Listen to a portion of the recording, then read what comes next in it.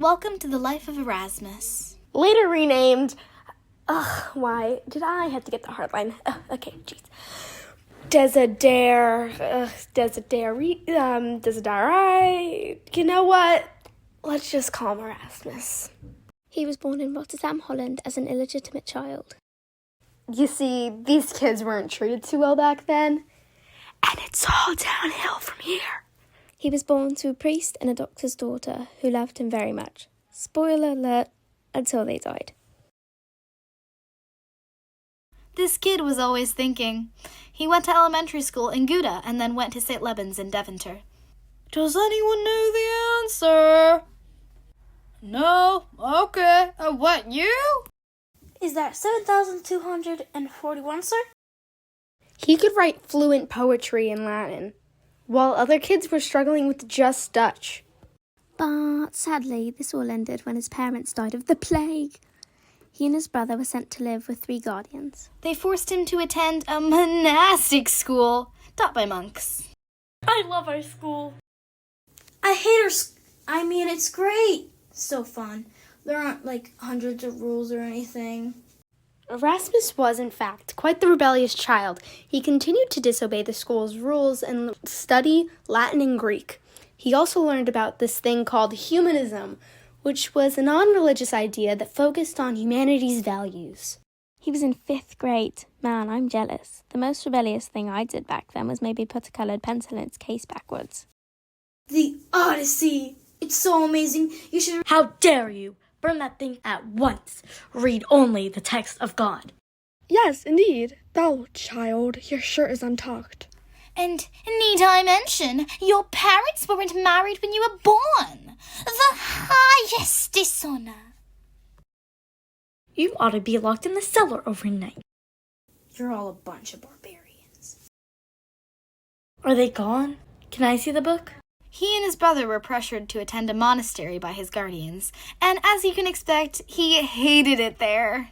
The monks there were scholastic thinkers, which was an argumentative way to interpret religious texts. Nope, not Scholastic Book Club. But Erasmus despised scholasticism, and the monks discouraging his classical studies made it worse. Get me out of here. All Erasmus wanted to do was to continue his classical studies, but it wasn't until he was 27 that he was able to escape his monastic life. When a French bishop summoned him to be his Latin secretary, Erasmus jumped at the offer. Here it was, a chance to study Latin and escape the prison that the monastery was to him.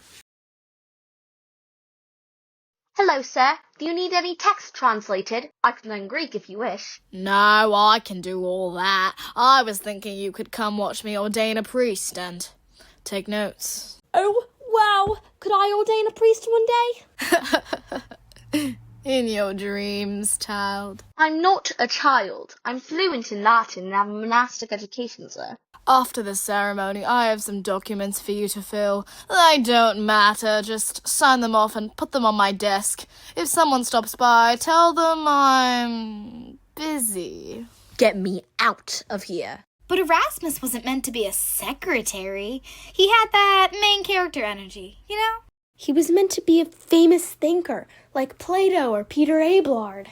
Eventually, someone influenced the bishop to send Erasmus to the University of Paris, convincing him that his secretary needed a higher education. He was excited. He'd always wanted to go to college.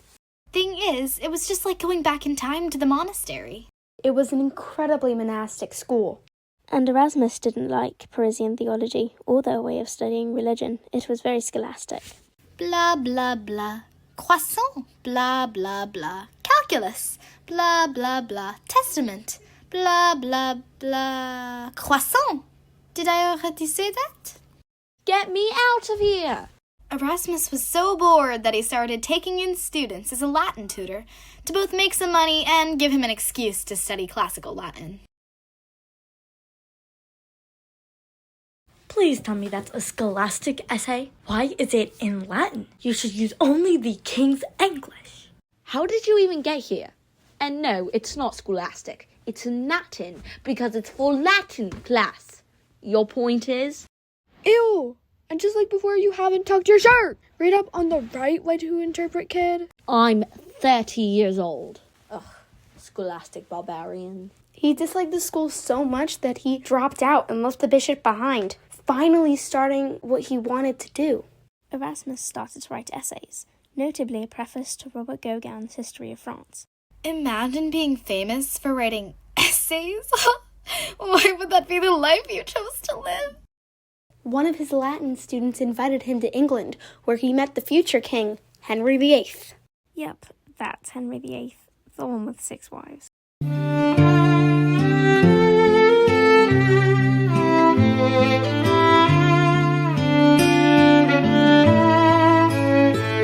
Erasmus also met his new lifelong friend, Thomas More. Oh my goodness, we have the same shoes! Wait, do you like classical Latin and Greek? I do! Do you happen to know this random idea called humanism? Yes, of course! We'll leave them be. I'd really rather not discuss something Aristotle said 2 billion years ago. You see, Erasmus also met John Colet in England. Colet inspired Erasmus to inspect scripture, which is religious text, in a more rhetoric way. Basically, reading it from the perspective of explanation and persuasion. And not just philosophy. This was how they used to do it. Erasmus called this ancient theology. Remember, theology is the study of religious beliefs, not a words I know.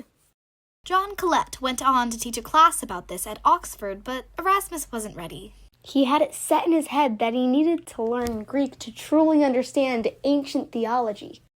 On his way home from England, sadly, tragedy struck. Sir, all your money has been confiscated. What? Why? Confidential reasons. Sorry, man. No! My money! On a happier note, this poverty inspired him to write his first book. Hey, Mr. Bishop, could I have some money? You forgot to pay me.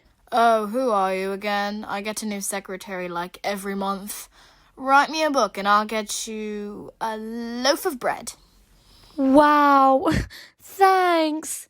That'll really help me out. Thankfully, his brains didn't fail him, and he was able to claw back up the social ladder and become a renowned scholar again. For the next few years, he travelled around Europe, learning Greek, fixing what he saw as Barbaric. biblical translations, and, of course, Restoring true theology.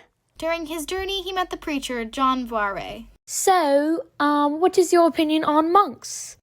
Oh, please don't tell me you like monks. I mean, the rules are one thing, but why sit around a monastery forever? Thank goodness. I might have had to kill you if you liked monasticism. I know some monks study the classics, which sounds great. I love classic Greek stuff, but the monks I knew despised it. Might I recommend the work of Origen? He's some old Greek Christian scholar who no one cares about, but his work is really nice. Just in time. I've been learning Greek the past few years. I knew it would come in handy. Little did he know the better copy and the one he'd end up reading was a Latin translation. The original Greek was very old and many of the books were lost. it's okay, you get an A+ for effort. While traveling, he also wrote another book. Hey, have you seen my new book? It's called Handbook of a Christian Knight. I think you'd like it. Sorry, I don't have any money with me. So you wanted a dress for your sister? Oh, crap. You've got money. Do your friend a favor and buy 2 copies, would ya? Actually, we're not Christian. Wait, aren't all other religions banned in England right now? Okay, fine. We're Christian. Just give us the dang book and let us be. 2 copies? 1. This is a dramatization. In reality, knights and scholars were flocking to buy his book. He found an annotation of the New Testament by Lorenzo Valla one day. You can do that? You can edit the testaments? You can annotate them? This inspired him to start annotating the Greek New Testament. Yup, Greek. Finally, a chance to use his skill. He'd finish and publish this later, but for now, he went to England to visit his good friend Thomas More. Did I mention good old Tom was a High Chancellor of England and went on to become a saint? Yep, Erasmus was in with the greats. Welcome back. I found a ton of humanists. Whoa, really? Hey. Welcome. Welcome! Also, love your new book. On page, 126? I love your ideas on how to study the scriptures. You do? I've talked to so many people about that. I'm glad you like it. I've read a few that you've written too. They're brilliant. Oh, thanks. Would all of you like to play a card game? I have a few. Or we could see if there's any traveling performers in town. Erasmus eventually left for Italy and got a doctorate in theology there. After all, humanism was originally an Italian idea. He kept visiting England when he could, finishing another of his most famous books, The Praise of Folly, at Tom Moore's house. Do you have an idea for this line? I've got a few papers talking about this. So, there's this guy who wrote an article a few years ago about this topic. I've heard of him, but I'm not sure if he's right. This one priest said that Erasmus stayed in England for a long time and taught a class at Cambridge University. Yep, it's been around that long. Founded in 1209, I believe. He continued a lifelong project he'd been quietly working on, revising the works of a monk named St. Jerome. This was a monk he agreed with, one who used the idea of ancient theology that was so similar to humanism. He also continued editing and annotating the Greek New Testament. When he finally published it, he got a lot of backlash. I detest Christian society. Why do we support corrupt popes who like starting wars? They're all barbarians. All hail education. All hail philosophy. Also, I made this guy's essays better. Thank you, child. I'm done with this child thing. His edit of the Testament wasn't well received by some. Critics said he supported the Reformation and Martin Luther. No, not Martin Luther King, but he certainly didn't. Some background on what was going on at the time. A guy named Martin Luther was criticizing the church, questioning their sale of these things called indulgences, which was like a guarantee that someone would go to heaven, or at least lessen the punishment. A Reformation was a movement against this, and Luther was one of the early reformers. They ended up splitting the church into Roman Catholics and Protestants. This sounds similar to what Erasmus was saying, but he hated the Reformation and supported the church. The two wrote a ton of letters back and forth, arguing about it. At some point, Erasmus was even pressured to write a whole book of essays against him. Around this time in his life, he moved to Basel, Switzerland. Fellow humanist, Basil's gone Protestant. He voted with his feet by leaving Basel for Catholic Freiburg with a group of his humanist friends. Still, after he died, his books were banned for being Protestant. Anyways, we don't need to get into the details of religious this and that. All you need to know is that there was a funny little scholar guy who influenced a ton of people a gazillion years ago. Oh, also, his friend Tom Moore was beheaded. Thought you'd like to know.